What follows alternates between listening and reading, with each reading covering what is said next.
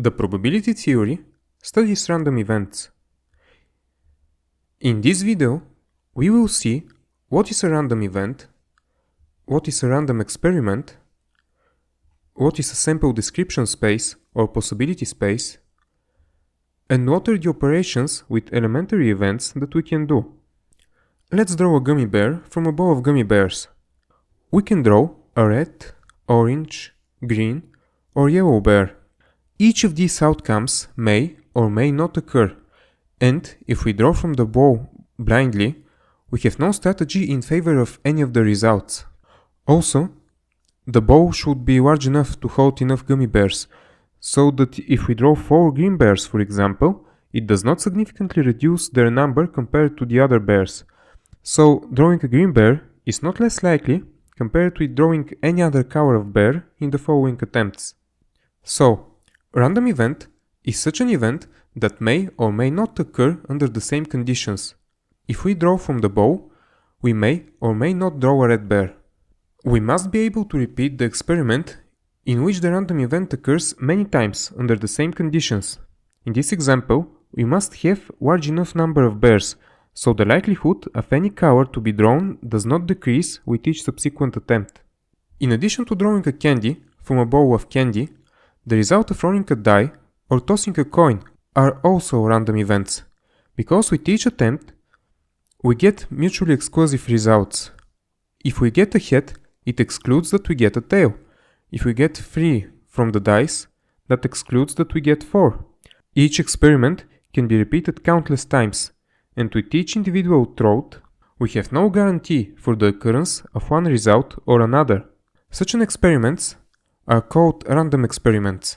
A random experiment is an experiment whose outcome is a random event. In such experiment, mutually exclusive results may occur under the same conditions. For example, if we draw a red bear, that excludes drawing a green bear. Talking about random events, we can use the terms certain events, impossible events, and complementary events. Let's first take a look at the complementary events. If we draw a red bear, we say that event A happened. Any other event, like drawing a yellow bear, will not be the event A. The occurrence of any other event would be the non-occurrence of the event A, or the opposite of A. The opposite of A we denote by A/. Drawing a green bear is also the non-occurrence of the event A. So drawing a green bear is also denoted with A/. A and all representatives of A/ give us the full set of possible events. We call A and A/ complementary events, because together they complement each other to the full range of possible events for this experiment. This full range of possible events we call sample description space or possibility space. If we add the subset of A/ to the subset of A, we get the full set of outcomes.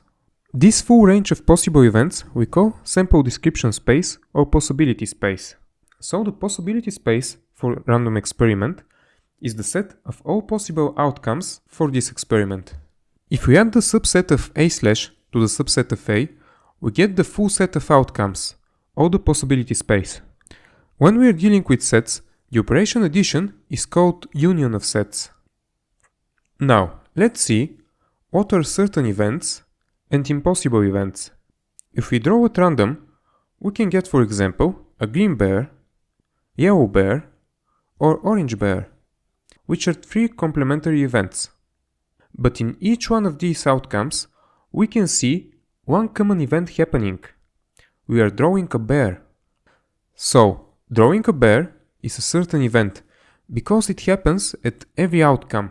If A is the event drawing a bear of a certain color, we say that B follows from A, where B is drawing a bear. Or we say that A is a subset of B, or A contains in B.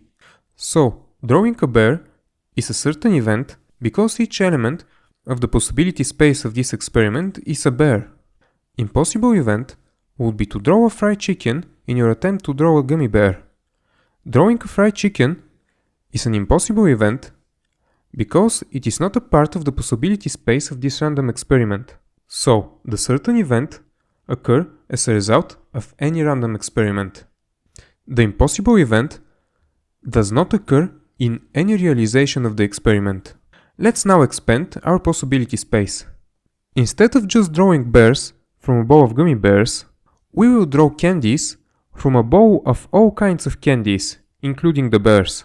The whole space D now is a set that can be divided, in this case, into 3 subsets: A, B, and C. We can call them the subset of the gummy bears, the subset of the gummy berries, and the subset of the gummy worms. Their union gives us D, where A is a subset of D, B is a subset of D, and C is a subset of D. We could use different criterions to form different subsets. For example, if we want the subset of all candies with smooth surface, it will be the union of A and C, which we could call D1. D1 is a subset of D. We could use another set operation to express this. It is called difference of sets. D1 is equal to D without B. Now, let's look at another example of random experiment, rolling a dice. In this case, we have 6 mutually exclusive outcomes. Together, they form the full set of outcomes, or the possibility space D of that experiment. Now, let's take 2 subsets of D, the subset of the even numbers, D1, and the subset of the odd numbers, D3. Their union gives us the full set of outcomes. Each element of the union belongs to either one or the other subset, but there are no elements common for the 2 subsets. We say that intersection of the 2 sets is an empty set. So, we introduced the operation intersection of sets, which gives us the elements common for the both sets. As we see, there are no common elements for these sets, D1 and D3. Now, let's look at the previous example and take the subset of the even numbers, but let the other subset contains the elements greater than 3, which are 4, 5, and 6. The elements in the union of D1 and D2 are 2, 4, 5, and 6, and the elements common for the both subsets, or the intersection of D1 and D2, contains 4 and 6. The number of the elements in the union of D1 and D2 is equal to the number of the elements in D1 plus the number of the elements in D2 minus the number of the elements in the intersection, because the elements in the intersection are common for the both subsets and they're added twice, once with D1 and once with D2, so we must subtract them once. And here is one more visual representation of this operation. Now let's see a visual representation of the sets operation that we use here. The union of A and B contains each element which belongs either to A or B. The intersection of A and B contains only the elements common for A and B. We say that A is a subset of B when A is contained in B, and when we subtract A, we get B without A, or B is the opposite of A. Now, with the knowledge that we have from the previous example, we can try to solve a similar problem for the number of the elements in the union of 3 sets, A, B, and C. You can do this as an exercise, and if you wait just a couple of seconds, the answer will get on your screen in the end of the video. If you like this video, please subscribe to my channel for more probability, physics and math videos.